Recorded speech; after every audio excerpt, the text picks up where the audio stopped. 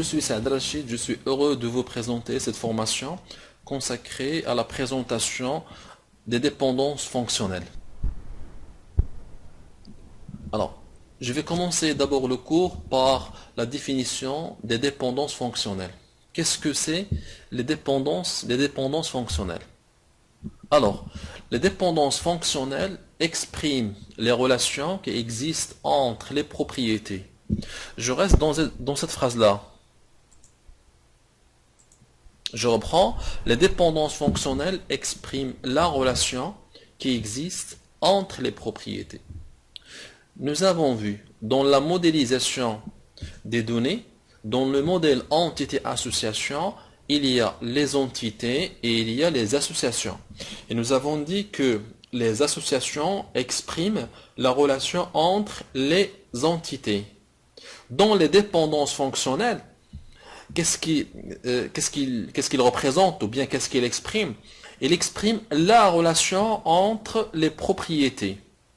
Donc ça, c'est juste pour faire une comparaison entre les associations et les dépendances fonctionnelles. Donc en fin de compte, les dépendances fonctionnelles, ce sont des relations entre les propriétés. Et on va comprendre ça davantage par la suite de ce cours-là. Je continue. Alors, on dit qu'une propriété B d'une entité E2, une propriété, je donne un exemple, le nom du client, l'adresse du client par exemple, d'une entité E2, je dis un client, je dis une commande, je dis élève, je dis enseignant, etc. Ce sont des entités. Donc, on dit qu'une propriété B d'une entité E2 dépend fonctionnellement d'une propriété ou groupe de propriétés A. Je laisse pour l'instant groupe de propriétés, je me concentre que sur une propriété d'une autre entité E1. Donc je reprends, on a une entité E2 qui contient une propriété B. Cette propriété dépend fonctionnellement d'une autre propriété dans une autre entité. Donc je dis que B dépend fonctionnellement de A quand si pour chaque valeur de A, détermine une et une seule valeur de B. Ça, c'est la définition. Pour comprendre davantage, on va faire un exemple. D'abord, comment on écrit cette dépendance fonctionnelle? On écrit la propriété A, flèche, et on dit détermine B. Alors, comment on lit cette notation? On dit A détermine B, ou bien on dit, dans l'autre sens, de droite à gauche, on dit que B dépend fonctionnellement de A. Quand est-ce que c'est pour chaque valeur, une valeur de A, il y a une seule et une valeur de B. Prenons cet exemple-là. On a deux propriétés. On a numéro d'immatriculation et on a la marque de véhicule. Deux propriétés. La question, est-ce qu'il y a une dépendance fonctionnelle entre les deux propriétés? D'une autre manière, est-ce que numéro d'immatriculation détermine la marque de véhicule? La question aussi, pour un seul numéro d'immatriculation, il y a combien de marques de véhicule? Bien sûr, il y a une seule marque de véhicule. Pour cela, on dit que numéro d'immatriculation détermine la marque de véhicule. Si on inverse, si on écrit la marque de véhicule, flèche, ce qui veut dire détermine numéro d'immatriculation, on va dire non. Parce que pour une marque, n'importe quelle marque de véhicule, il va y avoir plusieurs numéros d'immatriculation.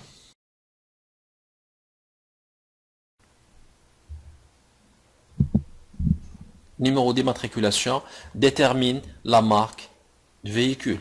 Pour une seule valeur de numéro d'immatriculation, il y a une seule valeur du marque de la marque du véhicule. On pose la question, pourquoi on va faire appel aux dépendances fonctionnelles? Quel est le rôle des dépendances fonctionnelles? Les dépendances fonctionnelles sont une technique qui permet de vérifier la validité d'un modèle entité-association. Je vous explique. Lorsqu'on élabore un modèle entité-association, c'est nous qu'on place les propriétés dans les entités. C'est nous qu'on met les relations entre les entités. Ce n'est pas une opération qui peut être automatisée, qui peut être automatique. Et on peut remarquer que lors de l'élaboration d'un modèle entité-association, deux concepteurs peuvent faire deux modèles différents quand même. La question qui se pose, c'est est-ce que le modèle que j'ai réalisé est correct? Oui ou non?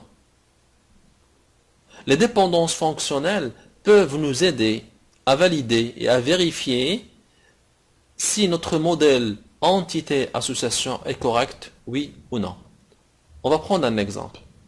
Mais avant de prendre un exemple, on va voir qu'il y a deux règles qu'on peut utiliser. La règle 1, qu'est-ce qu'il dit? Une propriété non identifiant d'une entité. Je prends une entité. Nous avons dit qu'une entité contient un identifiant et contient les autres propriétés. Donc, une propriété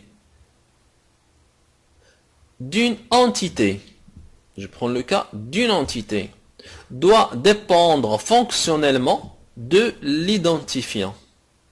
D'une autre manière, toutes les propriétés de l'entité doivent dépendre fonctionnellement de l'identifiant de celle-ci.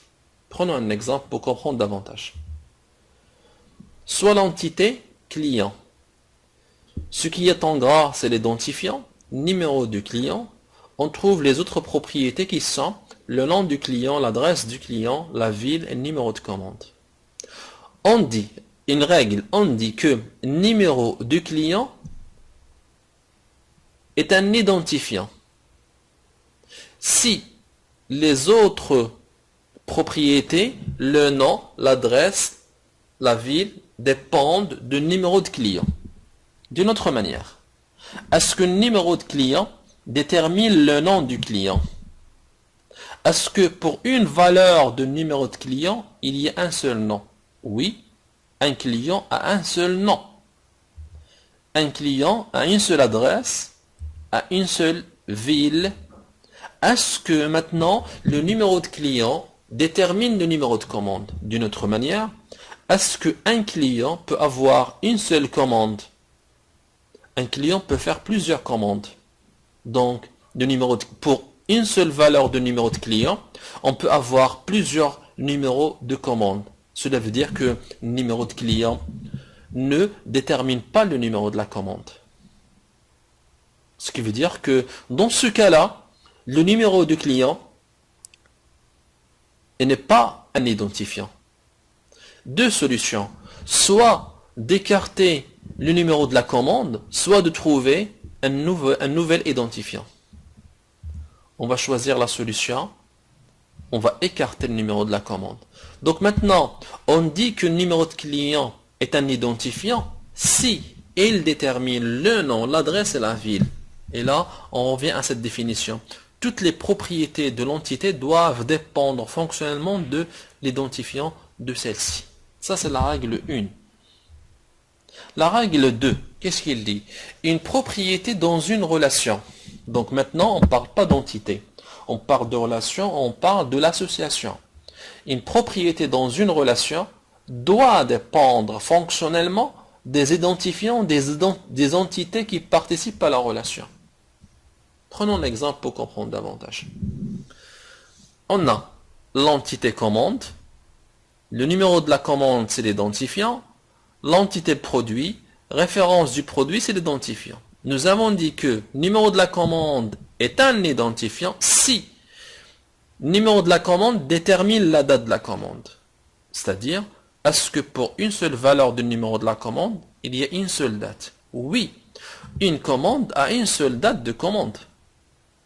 Numéro de la commande détermine la date de livraison. Oui, pour une commande, il y a une seule date de livraison. Bien sûr, on parle d'un cas où il s'agit d'une et une seule livraison.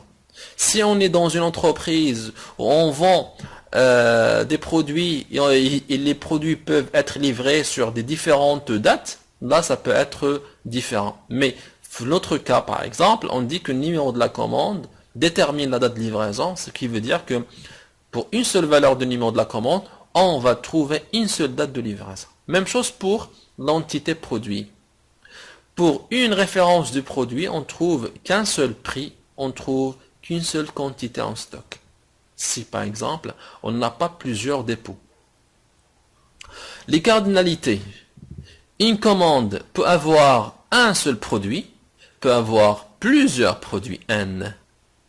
Un produit peut ne pas être commandé, 0, peut être commandé plusieurs fois dans différentes commandes 0N. Dans cet exemple-là, nous avons mis dans la relation avoir la quantité commandée. Vous allez poser la question, pourquoi on ne l'a pas mis dans l'entité commande? Pourquoi on ne l'a pas mis dans l'entité produit? Et pourquoi il est là dans la relation avoir? Numéro de la commande. Supposons que la quantité de la commande se trouve ici, dans l'entité commande. Ce qui veut dire que le numéro de la commande doit déterminer la quantité commandée. Mais, pour un seul numéro de commande, il peut y avoir plusieurs produits, et pour chaque produit, il y a une quantité, ce qui veut dire que pour chaque numéro de commande, on va avoir plusieurs quantités commandées, et pas une seule. Ce qui veut dire que le numéro de la commande ne détermine pas la quantité commandée. C'est la raison pour laquelle on n'a pas mis la quantité commandée dans l'entité commande. Est-ce qu'on peut mettre quantité commandée dans l'entité produit? Si c'est oui, cette règle doit être vérifiée. La référence du produit doit déterminer la quantité commandée. Est-ce vrai? Pour une référence du produit, il peut être commandé plusieurs fois. Ce qui veut dire avec plusieurs quantités commandées. Ce qui veut dire pour une référence de produit, on va avoir plusieurs quantités commandées. Ce qui veut dire encore une fois, faux. Numéro de la commande, de l'entité commande. La référence du produit, de l'entité produit. Vous remarquez que on a utilisé deux identifiants de deux entités. Ce qui veut dire que cette propriété quantité commandée doit être entre les deux entités dans une relation. C'est la raison pour laquelle on la met ici. On va vérifier, est-ce que c'est correct? Est-ce que pour un numéro de commande, une référence de produit, il y a une quantité commandée? Je prends un exemple. Pour une commande, je commande un produit. Donc dans une commande, on va trouver un produit. La question, on va trouver combien de quantités commandées. Dans une commande pour un produit, il va y avoir une seule quantité commandée. Pour un autre produit, dans la même commande, on va avoir une autre quantité commandée. La règle, c'est que pour une commande, dans une commande, pour un seul produit, une référence de produit, il va y avoir toujours une seule quantité commandée. Ce qui veut dire que le numéro de la commande et la référence du produit déterminent la quantité commandée. Et puisque le numéro de la commande représente une entité commande et la référence du produit représente l'entité produit, ce qui veut dire deux entités, là dans ce cas-là, la propriété quantité commandée va être entre les deux entités. C'est la raison pour laquelle elle a été mise dans la relation quantité commandée. Donc, nous avons dit que les dépendances fonctionnelles ont pour rôle de vérifier est-ce que notre modèle a entité association. Donc, à chaque fois qu'on met une propriété, on doit revenir aux dépendances pour voir est-ce que l'identifiant détermine toutes les autres propriétés et les propriétés dans les relations, est-ce qu'ils dépendent fonctionnellement des différents identifiants des différentes entités. J'espère que le cours a été clair et concis aussi. Voilà, je vous remercie et à bientôt.